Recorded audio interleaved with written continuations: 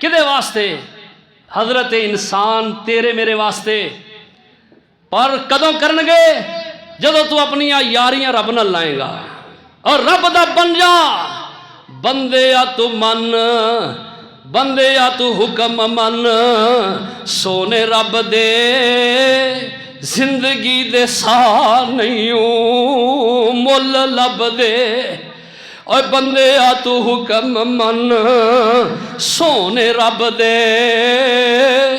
जिंदगी दे सा नहीं फिर लब दे।